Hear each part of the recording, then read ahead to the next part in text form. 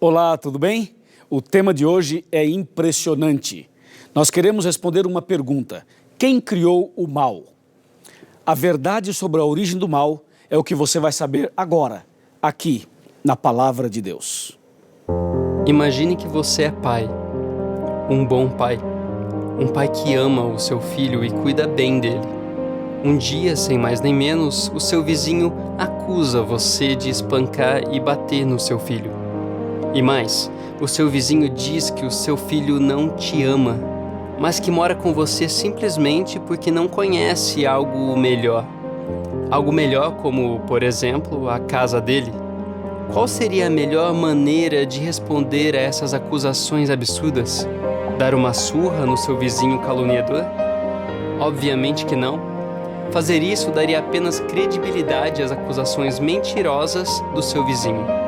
Uma boa saída seria dar ao acusador a oportunidade de provar as afirmações que ele faz. E ao seu filho, a oportunidade de confirmar o amor dele por você. Olá, tudo bem? Que maravilha! Estamos aqui para mais um estudo da Palavra de Deus. Essa série, A Verdade, tenho certeza está sendo uma bênção e continuará sendo uma bênção para você e para mim também.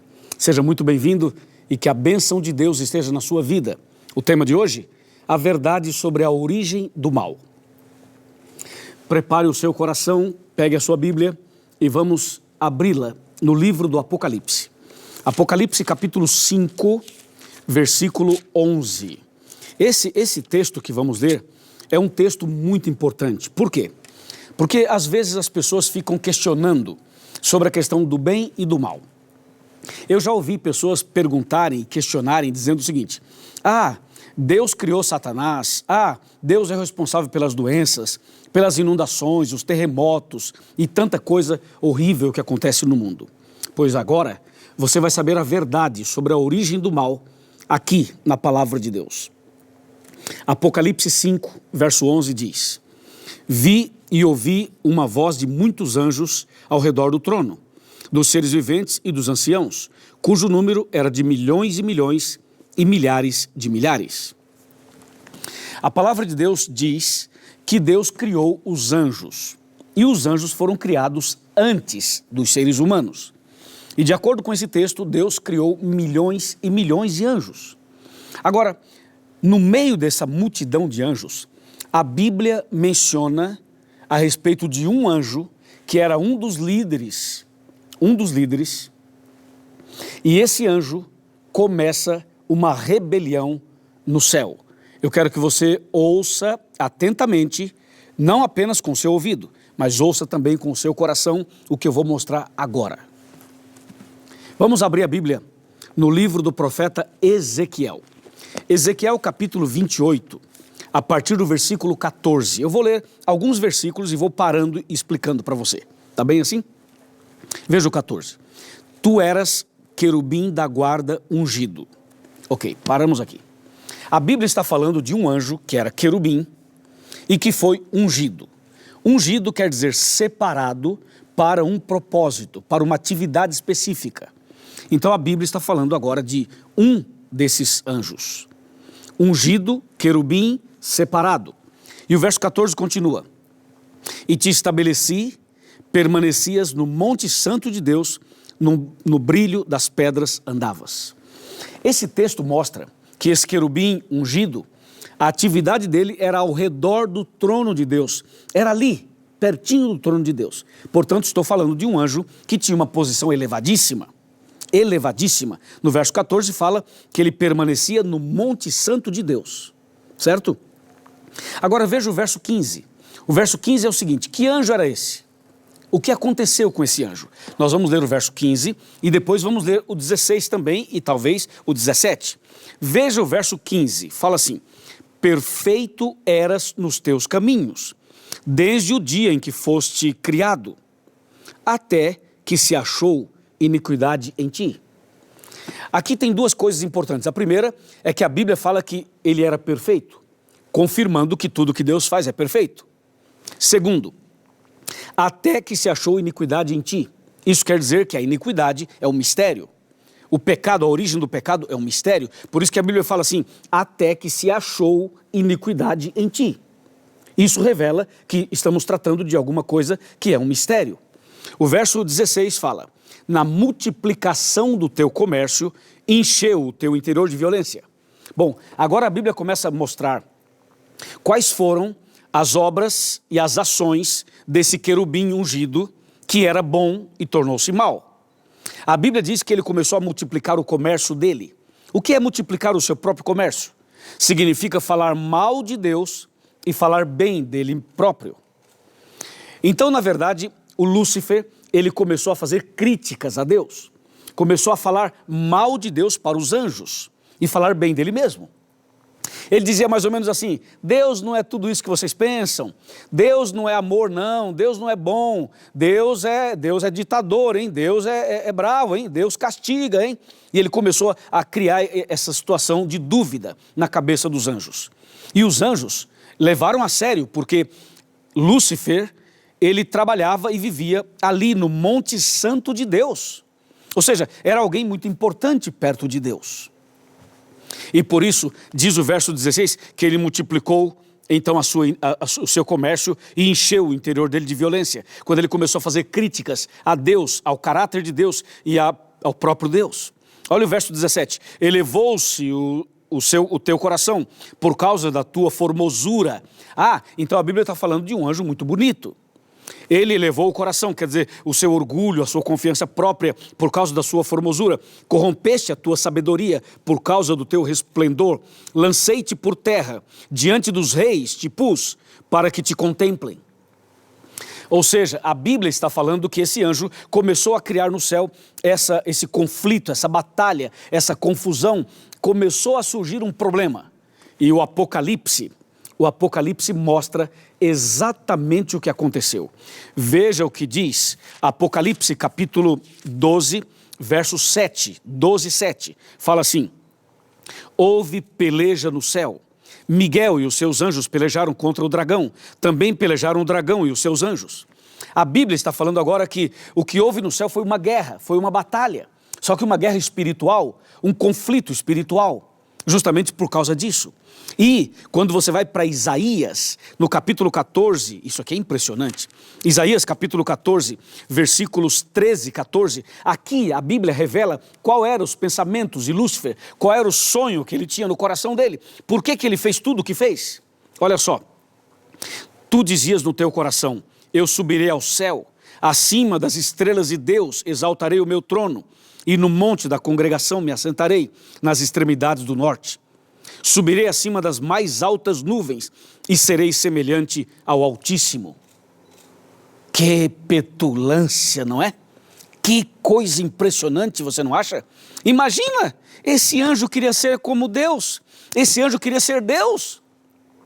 Queria elevar o seu trono, queria sentar ali e queria ser adorado como Deus é adorado. Veja que a criatura queria ser como o Criador. Imagina isso. Imagina, meu amigo. Pois é, foi justamente isso que aconteceu. E o que é que Deus fez? Deus expulsou Lúcifer do céu. E quando expulsou Lúcifer do céu, você pode ver aqui, a Bíblia diz em Apocalipse capítulo 12, versos 3 e 4, que Deus expulsou Lúcifer do céu, e não somente Lúcifer, expulsou também 1/3 dos anjos. 1/3. Sabe o que significa 1/3? Significa que de cada 3 anjos, 1 ficou do lado de Lúcifer. E não só ficou do lado dele, de cada 3 anjos, 1 virou demônio. A coisa foi séria, muito séria. Bem, e aí? Deus expulsou então do céu, e Lúcifer com 1/3 dos anjos vieram para a terra, caíram aqui. E a primeira coisa que eles fizeram, o Lúcifer e a sua equipe de anjos maus, a primeira coisa que fizeram foi tentar Adão e Eva. Exatamente o que está escrito em Gênesis capítulo 3, versos de 1 a 10. O diabo usou uma cobra, e essa cobra foi o médium, o intermediário, para conversar com a Eva. E usando uma cobra, Satanás enganou a Eva. E, consequentemente, também chegou até o Adão, e o primeiro casal aceitou as propostas do mal, e caiu, e pecou. Então, veja, Lúcifer e 1/3 dos anjos do céu caíram. E agora, os 2 primeiros seres humanos também caíram no mesmo erro e no mesmo pecado.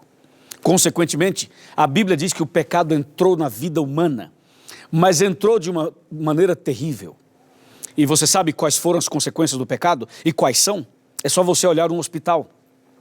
Veja os hospitais como estão lotados. Vejam as cadeias como estão cheias. Veja, por exemplo, a vida das pessoas, dos casais, das famílias. Veja, as pessoas são infelizes, as pessoas têm conflitos, as pessoas têm doenças, as pessoas têm depressão, têm estresse, têm desejos maus no coração. Veja quanta coisa o pecado trouxe. O pecado trouxe consequências como terremoto, maremoto, tsunamis. O pecado trouxe coisas tão horríveis, tão horríveis. Mas a principal, o mais horrível de todos, é o que diz Gênesis capítulo 3. Diz que o pecado separou o homem de Deus. O pecado separou o homem de Deus de tal maneira, que o homem não pôde mais ver a Deus e nem sequer ouvir a voz de Deus. O pecado é tão maligno, tão nojento, tão terrível. E agora, tem solução para esse problema ou não tem? Claro que tem. Eu vou te mostrar qual é a solução. Para isso, eu vou sentar aqui na minha cadeira e quero mostrar a você a solução de Deus para o problema do pecado.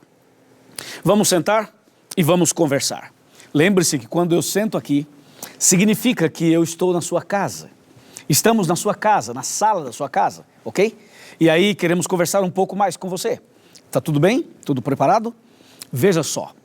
A Bíblia diz em Romanos 6:23. Você conhece o texto? Eu vou falar para você. O Romanos 6:23 fala assim: porque o salário do pecado é a morte, mas o dom gratuito de Deus é a vida eterna em Cristo Jesus nosso Senhor. Qual foi a solução de Deus para o problema do pecado? Primeiro detalhe, Deus expulsou Satanás do céu e os anjos maus, e Deus deixou o tempo passar. Sabe por quê? Deus queria que as pessoas vissem quem é Deus e quem é Satanás, o caráter do bem e o caráter do mal. Por isso Deus deixou passar um tempo. Se Deus o matasse, então ficaria configurada e confirmada a acusação de Lúcifer. Porque Lúcifer acusava Deus de assassino, de mau, ditador e tudo isso.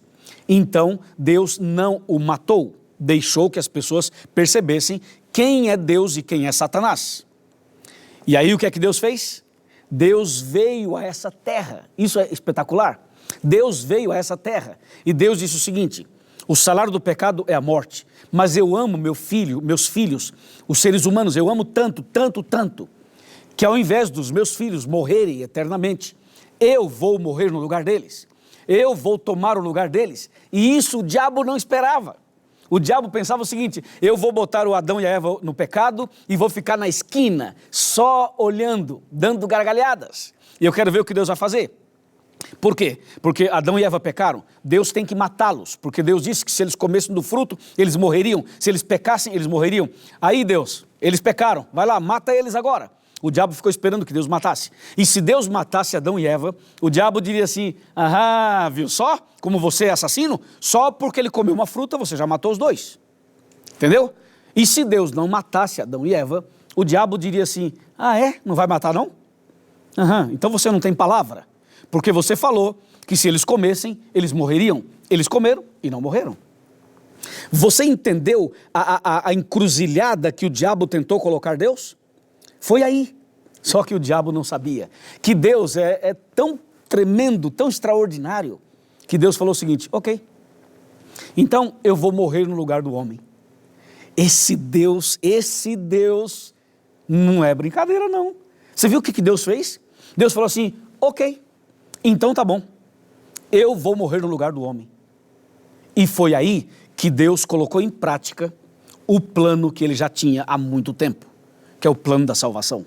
E foi por isso que Jesus veio a essa terra, nasceu da Virgem Maria e morreu na cruz por nós, para nos livrar da morte eterna. E lá no Éden, sabe quem morreu no lugar de Adão e Eva? Um cordeirinho. Aquele cordeirinho já era uma representação de Jesus, o Cordeiro de Deus que tira o pecado do mundo. Por isso, eu amo a Jesus, porque Jesus fez por mim algo impressionante. E você também ama Jesus, não ama? Porque Ele fez por você algo impressionante. Em breve, Jesus vai voltar e todo o mal será arrancado pela raiz. E Deus vai dar para mim e para você um novo céu e uma nova terra. E o diabo e os anjos maus serão queimados, eliminados com fogo e enxofre, e todo o mal será eliminado. E você e eu, pela graça de Deus, teremos a vida eterna. Não é tremendo isso?